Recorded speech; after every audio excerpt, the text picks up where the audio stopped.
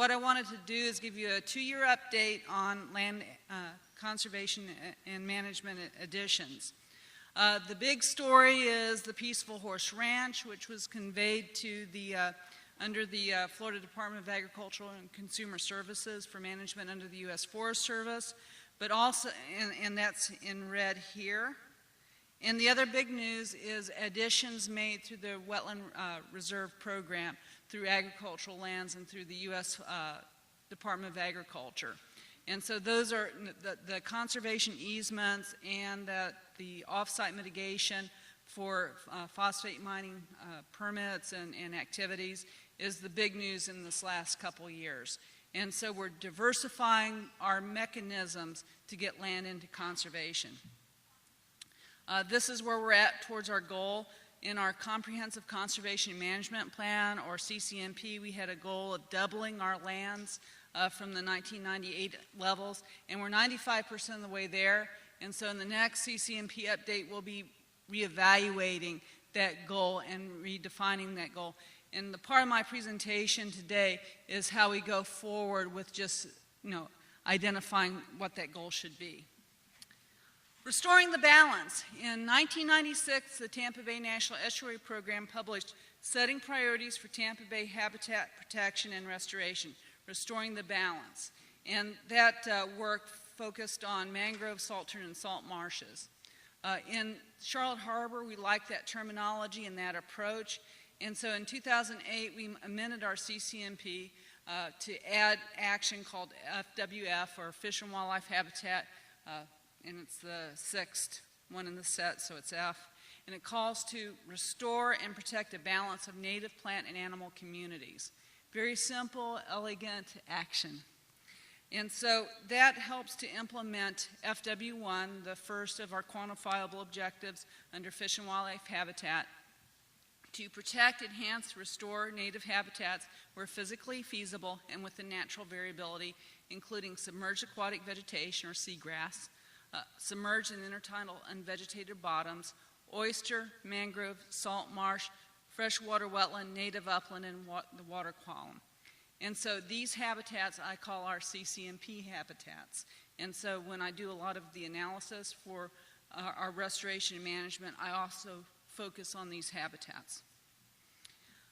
And to support this work, we've issued contracts to do pre-development vegetation maps to augment the maps that the water management districts, both water management districts, have done, and also some soils work in Sarasota County. This is our best map and what we know best to date related to pre-development vegetation. And this is the water management district flux maps for 08 and 09. So you can see tremendous losses, and especially tremendous losses of this apple green area, and that's pine flatwoods, and you'll see this in the numbers later on. So when you look at pre-development vegetation map, that's what this PDVM versus the 08-09 levels, we can look at specific habitats that were mapped using the Florida Land Use and Vegetative Cover Classification System, or FLUX. And so we can look at specific habitats like longleaf pine and xeric oak. We see a lot of loss in the mapping from pre-development to now. Sand pine scrub and coastal xeric oak scrub. And some of that's a mapping issue, but once we get to the larger habitats like pine flatwoods and hydric pine flatwoods, we have seen serious losses in those habitat types, and followed by saltwater marshes, cypress, then freshwater marsh wet prairie, brushland, palmetto prairies, upland hardwood and mixed forests, mangroves, hardwood wetland forests, and herbaceous dry prairies. We've seen increase, and you can imagine that as you're taking down pine flatwoods and other habitats and putting in improved or unimproved pasture, you'll end up with that herbaceous or dry prairie register in the flux mapping. So if you combine them all and look at them by the CCMP habitat categories, we've seen losses in all the categories except for open water. And you can imagine a wetland system or a wet system, and stormwater ponds are dug, you're increasing the area of open water at the expense of some of the wetland or upland habitats. So we go back to what Tampa Bay had done to get their Restoring the Balance algorithm. And what they decided to do is recreate the 1950s proportions between mangroves, salt tidal marsh, and salt barren. And that really wasn't a practical approach for us because we had 95% of our mangroves remaining. And if we have that much remaining, we need to have 95% of every other habitat type remaining. And we'd have to kick everyone out to do that, or most everyone. So it wasn't a practical approach for us, and so we had to get another algorithm to get at the Restoring the Balance concept. And I apologize for this. This is a mathematical algorithm, and this is done to document our process. So I'm not going to blow your mind with this. I'm just going to walk you through what we're doing. So we have the CCMP habitat types in pre-development with a percentage of what those habitat types represent across the landscape. And then the managed areas in current times and what those percentages are. And what we've done is we've subtracted current percentage cover from the pre-development percentage cover to get a raw difference. And then we normalize that so we have nothing that's a negative number. So we bring everything up so there's no negative number. And then we multiply this balance by the managed areas to get a short-term target and by the pre-development acreages to get a long-term target. So once you add those targets to existing, you end up getting a better balance of habitat types. And you can see that the upland habitat types have had the biggest impact, as I've described, especially the pine flatwoods. And wetland habitats work better and have more diversity if they have their upland buffer associated with them. And so this is the approach that we're proposing, is to try to gain that better balance of habitat types to improve that diversity and the connectedness of these systems. So I have the first algorithm. I have another algorithm to apply those percentages across the basins. So we're focusing our acquisition and restoration in the basins that most need it. And so we have these watershed basins, the Caloosahatchee, Charlotte Harbor, Don and Roberts Bay, Estero Bay, Lemon Bay, the Myakka River, the Peace River Basin, Pine Island Sound, and with the total. And so we can apply those targets across the basins using this. In this case, we use the salt marsh targets to look at where we have the biggest additions to be made. And in acreages, Pine Island Sound needs the most acquisition and restoration of salt marsh, followed by Charlotte Harbor. So that makes sense for salt marshes. But you also have to consider that in addition, Peace River Basin needs a small salt marsh acquisition and restoration. You don't normally think of Peace River as a big salt marsh area, but it is. Now, in addition to salt marsh acquisition and restoration, you have different kinds of salt marshes. And we don't really know what those are in the pre-development vegetation context, but we know what those are now. In part, Jim Beever with the Southwest Florida Regional Planning Council had acquired a grant to map the salt marshes. In a similar fashion, we've worked to acquire a grant to map mangroves. So we have a better understanding of where our different salt marsh systems are and where our mangrove systems are today. And so we can apply this targeting to the salt marsh types using our current knowledge of salt marsh type and their area and extent and location. And so for low marsh, these black needle rush marshes and so forth, The Peace River has the highest need for low marsh acquisition and restoration. And so I see this as a tool to help to focus where the locations and habitat types that need additional care or acquisition and restoration, and and this will give us a tool to be able to consider different areas that might have different needs than what you would expect in general. Now, this is our view of the Tippecanoe Creek in terms of salt marsh and mangroves. The salt marsh is in pink and the mangroves are in green. And as I mentioned, we have existing mapping for salt marsh type, and we're working on mapping right now for mangrove type. And so this has been our view of these systems to date, and this is our view of these systems as we're developing a better understanding of salt marsh type and mangrove type. And so we have the mixed mangrove fringe, basin black mangrove forest in green, the black needle rush in gray.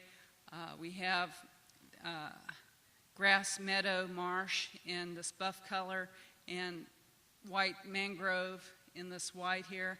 And these areas are the mosquito control ditches with these black dots as spoil piles. And so this gives us a better idea of the patterns of these habitats and how they mix together compared to our earlier view of these things. And then plus we have a view of potential restoration opportunities and how we can achieve the targets for salt marsh and mangroves by improving these habitats and improving the acreages. So the methodology that I've just presented to you is currently under peer review. We've contracted with Robin Lewis, who's the principal for Coastal Resources Group, which is the company we've contracted with. But Robin Lewis was the co-author of the Tampa Bay Estuary Program Restoring the Balance report. And so we're very lucky to have him to come in and review our Restoring the Balance algorithm and how we've approached these targets. So we expect review and approval of the method by spring 2016. So this is a work in progress. This is the approach that we're currently taking and potentially the future of restoration in the Charlotte Harbor National Estuary Program study area. So as we've been developing the algorithm and looking at restoration targets, we've come up with some additional recommendations. And we're looking at declaring a special habitat designation for rare habitats in the CHNEP study area. And it might be CHNEP, rare and exemplary natural communities. And tropical hardwood hammocks have not been well mapped either in pre-development vegetation mapping or in current flux mapping. We're blind to where they have been and we're blind to where they are currently. We're trying to pick up tropical hardwood hammock mapping in the mangrove study right now. Xeric oak scrubs, an awful lot of our coastal scrubs and xeric oak scrubs are mapped as brushland and shrubland, and so we don't really know where they're at. The Tippecanoe scrub is just a shrubland and brushland category, and so we need to have a better understanding of where our oak scrubs are. Bay swamps, we have a pretty good understanding where the bay swamps are today, but they're a small habitat type that have had a lot of elimination, as we've seen in Hillary Swain's presentation, and so it deserves additional consideration. And one of the recommendations that Robin's going to be making is looking at tidal creeks in a more serious way. We recommend reconstructing the Sarasota and the South Florida Water Management District pre-development vegetation maps using the procedures that we've applied in the Peace River, Manatee, and Charlotte counties. We've taken the General Land Office survey notes from the 1840s. We had actual surveyors out on the landscape taking notes of habitat types, basically for production and for lumber and that sort of thing, but they were very detailed notes. And the reconstruction of these vegetative communities is the very best, and to expand that, especially in Sarasota, is a goal of ours. And then finally, creating the map that identifies the current extent of of coastal scrub, longleaf pine, xeric oak, sand pine scrub, xeric oak scrub, tropical hardwood, hammock, and bay swamp would be useful.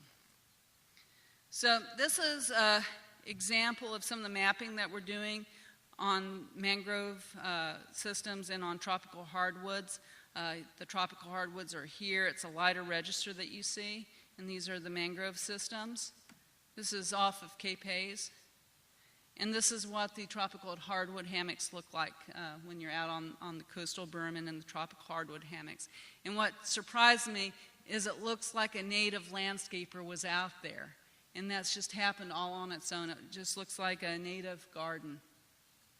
So that's restoration targets, restoring the balance.